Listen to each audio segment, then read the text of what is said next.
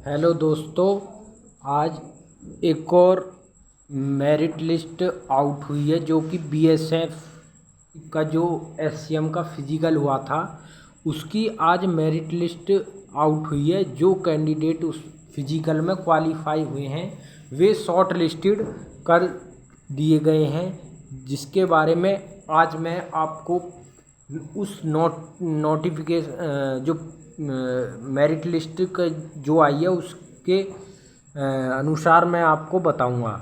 तो आप देख सकते हैं कि ये वो मेरिट लिस्ट है जो कि आउट हुई है।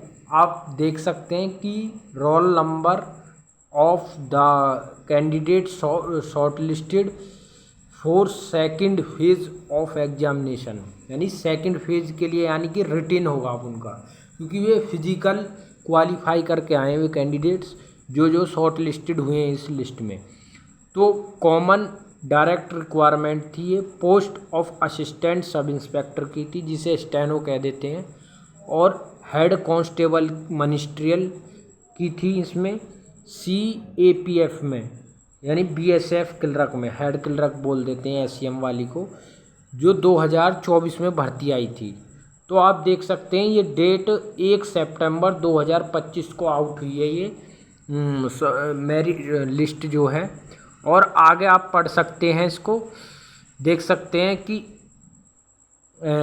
It is for the information of all candidates that vacancy of common directly requirements for the post of ASI stenographer SCM BS CRPF head हवलदार clerk is in Assam rifle, यानी कि सभी जितनी भी हमारी ये सेंट्रल की जो बटालियन, ये जो मतलब फोर्सेस हैं सेंट्रल की, सीएपीएफ के अंदर जो आती हैं, BSF, CISF, CRPF, SSB, NA और आईटीबीपी, तो उनमें सभी में वैकेंसी आई थी हेड कांस्टेबल की 1500 कुछ वैकेंसी आई ही, जो कि बाद में फिर वे एक्सटेंड हो गई थी, बढ़ गई थी बाद में। तो फिर आगे मैं फिर बताता हूँ उसके बारे में। देखिए, इसमें जो शॉर्ट लिस्टेड करे गए हैं कैंडिडेट किस स्टेनो एएसआई के लिए, तो 2,75,567 बच्चे इसके लिए शॉर्ट लिस्टेड करे गए हैं रिटिन के लिए। अब इसका रिटिन होगा, तो रिटिन पर भी बात करूंगा मैं आगे। और एससीएम में जो करे गए हैं क्लर्क में हरिद्वार में 2,67,041 बालक इसमें शॉर्ट लिस्टेड करे गए हैं। Provisionally and temporary short listed है, ये टेम्परेरी है, कोई ये नहीं है इसमें बढ़ोतरी भी हो सकती है और घटाया भी जा सकता है। तो second selection phase of requirement written test के लिए शॉर्ट लिस्टेड करे गए हैं। और आपको अब मैं आगे ये जो भाई इसमें शॉर्ट लिस्टेड हुए हैं उनके रोल नंबर दिए गए हैं। तो आप जिस भाई का भी इसमें सिलेक्शन हुआ हो, मतलब फेज क्लियर हुआ हो, तो आप मुझे कमेंट के माध्यम से देखो ज़रूर बताना किस भाई का इसमें शॉर्ट लिस्टेड हुए हैं, या एएसआई या एचसीएम में। ठीक है भाई, तो आप अपना रोल नंबर चेक कर सकते हैं। इसमें देखिए रोल नंबर दिए हुए हैं एएसआई स्टेनो के सेकंड फेज के लिए। तो आप देख सकते हैं अपने अपने रोल नंबर, जिस भाई का भी आया हो वो कमेंट के माध्यम से ज़रूर बताए, मुझे ज़रूर कमेंट छोड़ के बताए कि भाई मेरा सेकंड फेज के लिए शॉर्ट लिस्टेड हो चुका हूँ। तो आप देख सकते हैं इतने ये कैंडिडेट्स हैं जो शॉर्ट लिस्टेड हुए हैं। और मैं आगे एचसीएम के और दिखाऊंगा अभी। आप पहले एएसआई के देख लीजिए ये रहे, देख लीजिए जिस भाई का सेकंड फेज़ के लिए सिलेक्शन हो गया है, तो वो भाई कमेंट के माध्यम से ज़रूर बताएं। ये आपसे एक रिक्वेस्ट है। और इस वीडियो को ज़्यादा से ज़्यादा शेयर करें। देखो भाई, शेयर नहीं करते आप और नहीं सब्सक्राइब करते, बस वीडियो को देख के चले जाते हो। तो शेयर और लाइक और सब्सक्राइब भी करा करो। देखो वीडियो मेहनत से बनती है, थोड़ा आप भी जानते हैं, तो आप थोड़ा मोटिवेशन हमारा भी बढ़ाया करो, जिससे कि हम मोटिव हों और वीडियो और भी लाएँ। आप तक पहुंचा सकें। तो आप देख सकते हैं बहुत ही बड़ी पीडीएफ है ये। तो मैं आगे चलता हूं। तो बहुत बड़ी पीडीएफ है। एक सेकंड आप ब्लर रखना। एक सेकंड, खुलने में थोड़ा देर लेती है पीडीएफ, क्योंकि लोडिंग ले लेती है, क्योंकि काफ़ी सिलेक्शन हुए हैं। देखो 2 लाख के करीब सिलेक्शन होना बहुत बड़ी बात है। शॉर्ट लिस्टेड करे गए इतनी सी पोस्ट के लिए कुल। तो देखो रिटन की जो प्रिपरेशन है, अब आपको मेहनत करनी होगी उसमें। देखो इतने बच्चों में से ये मानो आप 1750 या 1800 वैकेंसी हो चुकी हैं अब, जो कि अब लिए जाएंगे।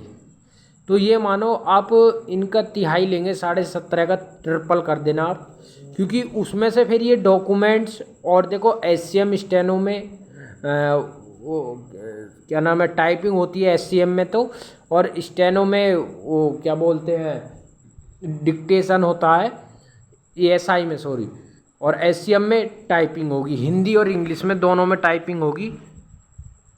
तो आप अपनी टाइपिंग को भी और बेहतर कर दें अब, क्योंकि रिटन के साथ ही टाइपिंग होगी। जिस दिन आपका रिटन होगा उससे 2-4 दिन ही बाद टाइपिंग हो जाएगी इसमें, क्योंकि जो रिटन क्वालिफाई करेंगे उनके लिए ही फिर टाइपिंग के लिए बुलाया जाएगा।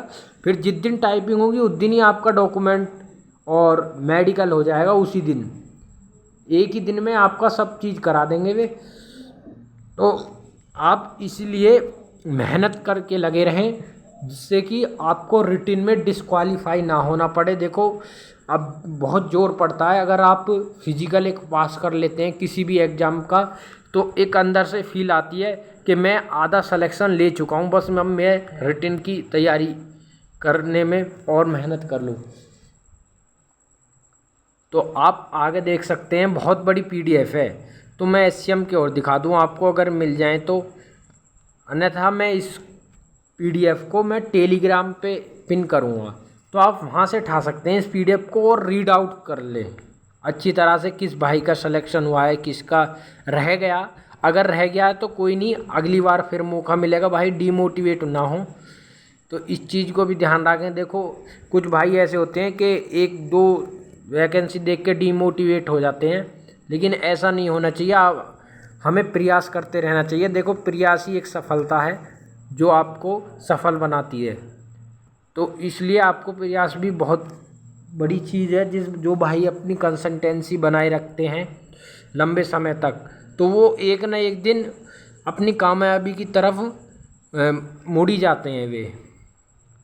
कुछ भाई ऐसे होते हैं डीमोटिवेट होकर अपने घर बैठ जाते हैं 2-4 वैकेंसी देख के, फिजिकल पास करके या रिटन पास करके, फिजिकल नहीं लगता, कुछ भाई ऐसे होते हैं।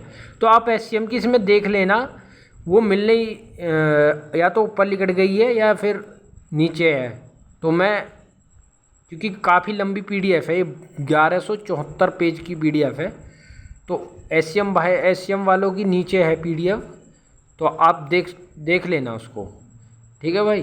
तो इसमें लिखा है, देखो ये हैं वे टेम्परेरी शॉर्ट लिस्टेड जो कैंडिडेट करे गए हैं, इसमें जो आपको ऊपर दिया था, इसमें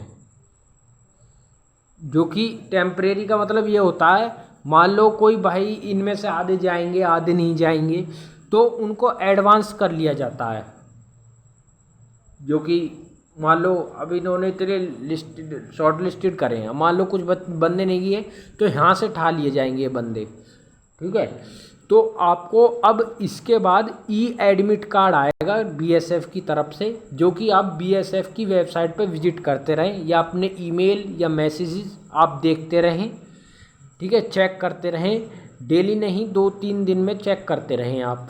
तो उसमें अब आपको ई एडमिट कार्ड जनरेट होगा रिटन के लिए, सेकंड फेज़ के लिए, तो आप उसको निकलवाएं और अपना सेकंड फेज़ दें जब डेट आए आपकी, ठीक है। वही बीएसएफ की वेबसाइट पे ही मिलेगा, जब आएगा आपको मैसेज या ईमेल के थ्रू आपको कंफर्म कर दिया जाएगा, ठीक है। ये कमांडेंट रिक्वायरमेंट की तरफ से आई थी ये पीडीएफ, जो कि आज मैंने ये देखा, तो आपके लिए मैं वीडियो बना के ले आया आज। तो फिर SCM के बारे में मैं एक बात और कहना चाहता हूँ कि SCM में देखो एक हिंदी में थोड़ी कठिन होती है टाइपिंग लेनी, लेकिन जो भाई सीख जाता है उसके लिए नहीं है। लेकिन आप ज़्यादा से ज़्यादा वैसे इंग्लिश में ज़्यादा प्रेफर करें टाइपिंग को, क्योंकि इंग्लिश में ईजी होती है सीखनी टाइपिंग। तो भाई आप प्रिपरेशन को स्टार्ट कर दें और बढ़िया तरीके से, जिससे कि किसी चीज़ दोनों में कोई दिक्कत ना आए और सफलतापूर्वक आप सफल बना दें और अपना सिलेक्शन ले जाएं इसी भर्ती में। क्योंकि भाई देखो आगे कब आए भर्ती कब नहीं आए, तो इसी तरह से आपको इतनी मेहनत करनी है कि मेरा सिलेक्शन इसी भर्ती में हो जाए, जो आगे भर्ती के लिए मैंने वेट ना करना पड़े। तो भाई आज की वीडियो में इतना ही, लेकिन फिर मैं कहता हूँ कि भाई सब्सक्राइब भी करा करो चैनल को और शेयर भी करा करो। देखो जितना आप शेयर करोगे उतना ही हमें मोटिव मिलता है कि हाँ हमारी वीडियो इतने भाइयों तक पहुँच रही है। तो भाई इस चीज़ को भी थोड़ा विशेष ध्यान रखें, सब्सक्राइब भी करा करो चैनल। ठीक है, तो भाई आज के लिए इतना ही। Thank you.